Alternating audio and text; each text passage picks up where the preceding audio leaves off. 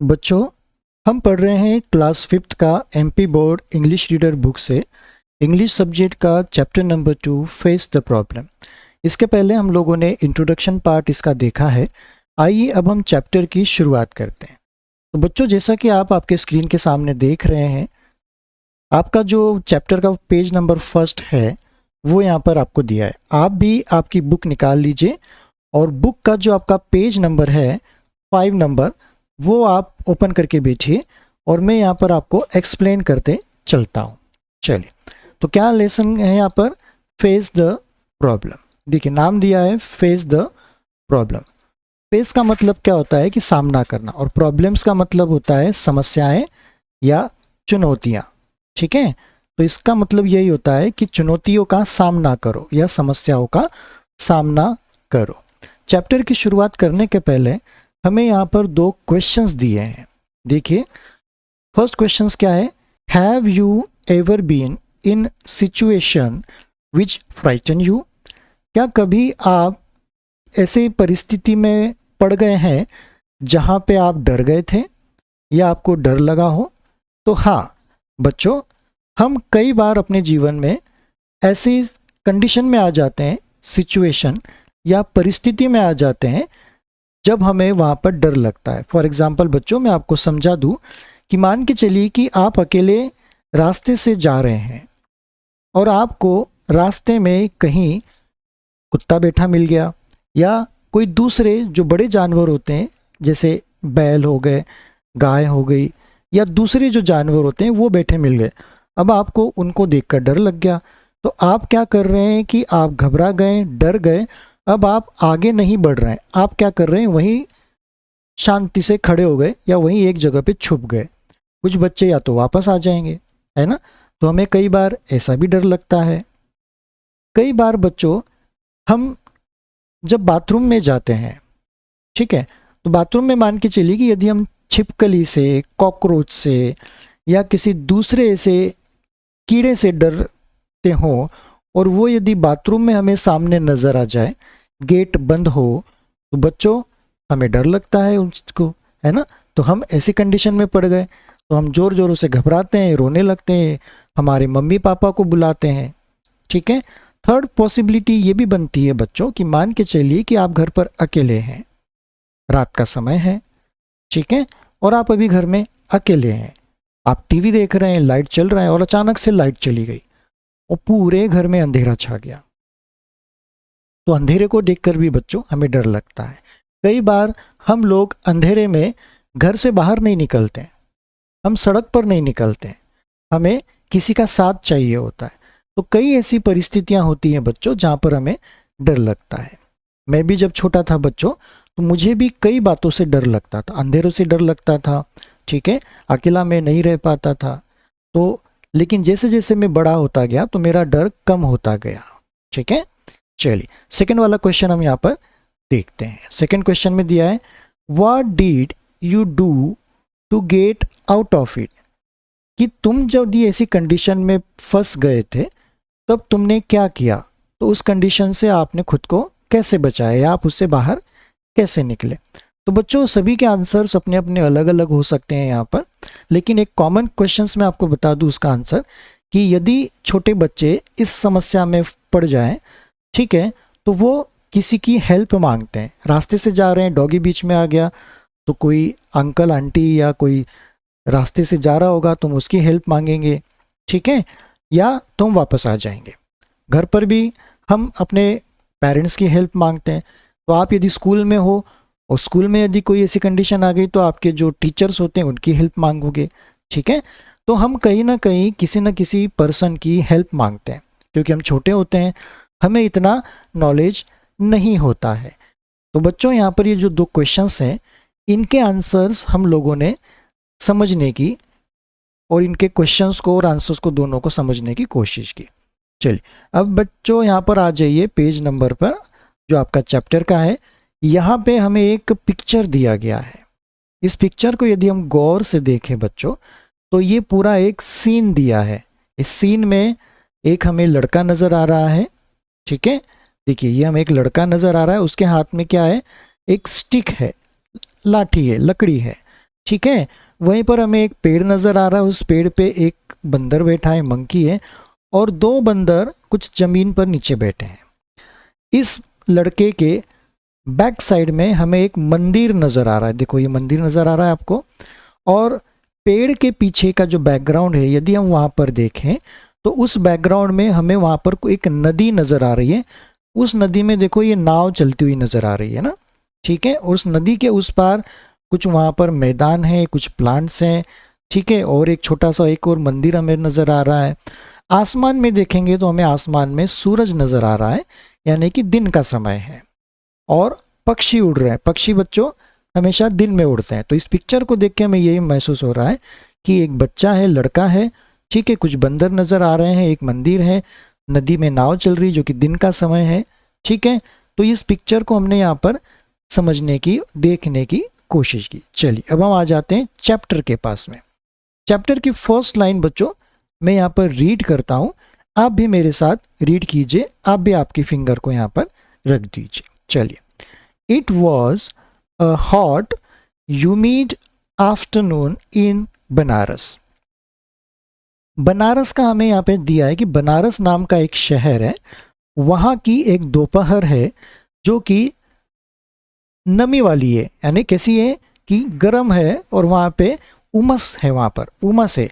बच्चों उमस कब होती है? बारिश के दिनों में, या आम तौर पे जो नदी या तालाब या समुद्र के किनारे जब गर्मी तेज होती है तो वहाँ पे उमस महसूस होती है, तो हमारे शरीर से पसीना निकलता है, चिपचिपा पसीना, हमें चिपचिपाहट लगती है। तो इसलिए कहा है यहाँ पर कि वहाँ पर एक गर्म, हॉट यानी गर्म दिन था, आफ्टरनून जो कि दोपहर का समय था, ठीक है, उमस भरी थी वहाँ पे बनारस में। As Narendra walk along the ghats of Ganga, there were very few people around. अब यहाँ पे दिया है कि एज, कि एक नरेंद्र नाम का, जैसे कि एक नरेंद्र नाम का लड़का चल रहा है, कहाँ चल रहा है? घाट से चल रहा है। अब बच्चों यहाँ पे जो दिए हैं हमें घाट दिए, घाट क्या होते हैं ये मैं आपको बता दूं कि जो नदी होते हैं तो नदियों के दोनों किनारों पर कई बार सीढ़ियों जैसा प्लेटफॉर्म बना दिया जाता है, जो कि छोटा या बड़ा लंबा भी हो सकता है, ठीक है। तो उन्हें घाट कहा जाता है, ताकि उन सीढ़ियों से पैर उतर कर हम नीचे नदी तक, नदियों में पहुंच सके, या वहाँ पर खड़े होकर पूजा पाठ कर सके, स्नान कर सके, या दूसरे जो गतिविधि होती है, एक्टिविटीज़ होती है नदी में जो कर सकते हैं लोग, वो वहाँ पर करते, तो उन्हें घाट बोला जाता है बच्चों। या तो दोनों किनारों पर होगा या तो दोनों में से किसी एक किनारे पर होगा। तो नरेंद्र भी इसी तरह से नदी के किनारे चल रहा था जो कि घाट था, ठीक है, जो कि गंगा नदी है। गंगा नदी आप जानते हैं, ठीक है। There were very few people around, और वहाँ पे बहुत कम लोग थे। जाहिर सी बात है बच्चों, दोपहर का समय था, गर्मी ज़्यादा थी, तो वहाँ पर लोगों की संख्या कम थी, यानी बहुत ही कम लोग थे वहाँ पर, ठीक है। आइए, but there was a large number of monkeys on the trees and on the ground, jumping, chattering, running and leaping. अब यहाँ पर हमें बताने की कोशिश की गई है कि भले ही वहाँ पे लोग ज़्यादा नहीं थे, लेकिन वहाँ पे बहुत सारे मंकीज थे, बंदर थे, जो कि पेड़ों पर भी थे, ट्रीज पर, है ना, और कहाँ पर थे? ग्राउंड पे, जो कि ज़मीन पर भी थे। यहाँ पे पिक्चर में हमने देखा कि एक पेड़ बंदर पे बैठा है और कुछ बंदर ज़मीन पर बैठे हैं। तो यही बताने की कोशिश की गई है कि कुछ मंकीज जो थे वो ट्रीज पर थे, अलग अलग ट्रीज, एक तो ट्री हो नहीं सकता, काफ़ी सारे ट्रीज थे, ठीक है। तो उन सभी ट्रीज पर मंकीज थे, और साथ ही साथ ग्राउंड्स पर भी बहुत सारे मंकी थे जो क्या कर रहे थे? जंपिंग, उछल कूद कर रहे थे, चैटरिंग, चिल्ला चोट कर रहे थे, आवाज़ें निकाल रहे थे, रनिंग, इधर से उधर भाग रहे थे, और लीपिंग, लीपिंग का मतलब क्या बच्चों? कि उछल कूद भी कर रहे थे, है ना, इधर से उधर, पेड़, एक पेड़ से दूसरे पेड़ पर, एक सीढ़ी से दूसरे सीढ़ी पर, एक जगह से दूसरी जगह पर। ये उनका मस्ती का टाइम था, वो आपस में खेल भी रहे थे, चिल्ला चोट भी कर रहे थे, हो सकता कुछ आराम भी कर रहे हो, ठीक है। तो फर्स्ट पैराग्राफ में बच्चों हमने यही समझने की कोशिश की कि दोपहर का एक समय था बनारस का, वहाँ पे नरेंद्र नाम का एक लड़का चल रहा था, जो कि घाट के किनारे किनारे या तो चल रहा होगा। बहुत कम लोग वहाँ पर थे उस समय पे, लेकिन उस दोपहर में वहाँ पे जो पेड़ थे, जो ग्राउंड था, जो घाट थे, पेड़ियाँ थी, वहाँ पे बहुत सारे बंदर थे जो कि मस्ती कर रहे थे, उछल कूद कर रहे थे, यानी jumping, chattering, running and leaping. चलिए नेक्स्ट पढ़ लेते हैं बच्चों। The monkeys on the Ghats has developed a strange habit over the years. अब ये जो बंदर थे उस घाट के, ठीक है, उन बंदरों में एक अजीब सी आदत बन गई थी। ये आदत एक दो दिन से या कुछ महीनों से नहीं, कई सालों से बन गई थी। Over the years, over the years का मतलब होता है बच्चों कि बहुत सालों से, ठीक है। ऐसी एक उनकी हैबिट बन गई थी, आदत बन गई थी। क्या आदत थी वो? They fed on the fruits and cereals brought for them by devotees. अब ये जो बंदर थे उस घाट के, ये बंदर को खाना जो वहाँ पे श्रद्धालु, भक्त या जो दर्शनार्थी या जो घूमने आने वाले लोग होते थे, वे लोग अपने साथ जो फ्रूट्स, फल और सीरियल्स और अलग अलग जो उनके साथ में अनाज लाते थे, ठीक है, वे लाकर वे उनको दे देते थे।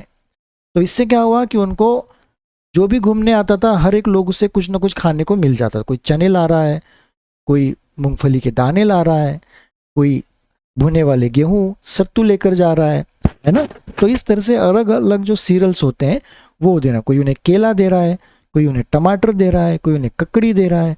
तो ये भी जो होते हैं अलग अलग तरह के फ्रूट्स जो जानवर यानी मंकीज भी खा सकते हैं, वो इनको यहाँ पर दे देते हैं। कभी कभी कोई प्रसाद भी दे देता होगा, लड्डू वगैरह, है ना। तो ये जो मंकी थे, इनका जो खाना है, जो भोजन है, इनको कहाँ से मिल जाता था? जो वहाँ पे डिवोटीज आते थे। डिवोटीज यानी क्या? कि जो भक्त होते थे, श्रद्धालु होते थे, वो लोगों को यहाँ पे बोला गया है डिवोटीज, ठीक है। तो इन्हें हम कहेंगे यहाँ पे डिवोटीज, ठीक है। श्रद्धालु या दर्शनार्थी जो लोग होते हैं, पेज नंबर 6 यहाँ पर बोला जाएगा। Sometimes they snatch away the food from the visitor's hand before they could throw it to them।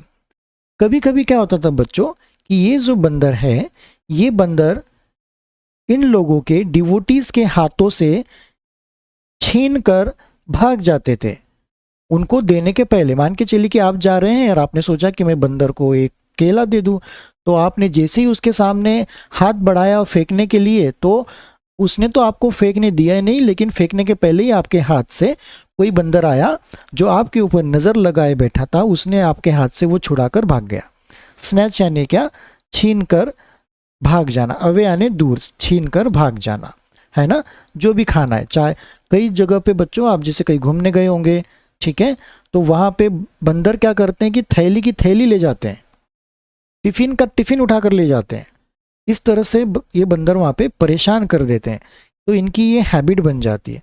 तो यही नहीं, जहाँ भी बंदर पाए जाते हैं और जहाँ पे तीर्थ स्थान होता है, वहाँ पर इन बंदरों की आदत ही पड़ जाती है।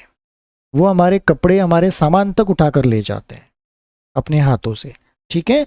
तो इस तरह से ये लोग छीन कर ले जाते थे। बट लेकिन Narendra did not no this.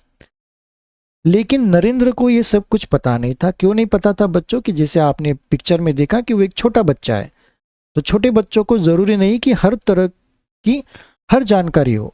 ये भी पहली बार हो सकता है वहाँ पे घूमने गया हो, अकेला घूम रहा था, तो वो मालूम नहीं था उसे, है ना। तो हमें क्या, बड़ों को भी नहीं पता होता है, नई जगह की चीज़ें कई बार हमें पता नहीं होती कि वहाँ पे क्या होता है। तो यहाँ पर हमें बताया गया है बच्चों कि जो घाट था वहाँ पर जो थे बंदर रहते थे, और उन बंदरों में एक अजीब सी हैबिट, आदत उनके अंदर बन गई थी। कैसी बन गई थी कि वो जो थे खाना खाते थे, उन श्रद्धालुओं के द्वारा दिए गए चीज़ों पर, चाहे वो फल हो या कुछ अनाज ही क्यों ना हो, उन पर वो अपना गुजारा करते थे। और कई बार तो ये बंदर उनके हाथों से चीज़ों को छीन कर, झपटा मारकर दूर चले जाते थे। ऐसे में ही नरेंद्र भी वहाँ पर गए हुए थे, जो एक बालक था, तो उसे इन चीज़ों का पता नहीं था। Narendra did not know it. Know यानी क्या मतलब? पता होना, कि उसे ये कुछ भी पता नहीं था। तो बच्चों हमने पेज नंबर 5 को यहाँ पे रीड कर लिया है। आइए अब हम चलते हैं पेज नंबर 6 पर।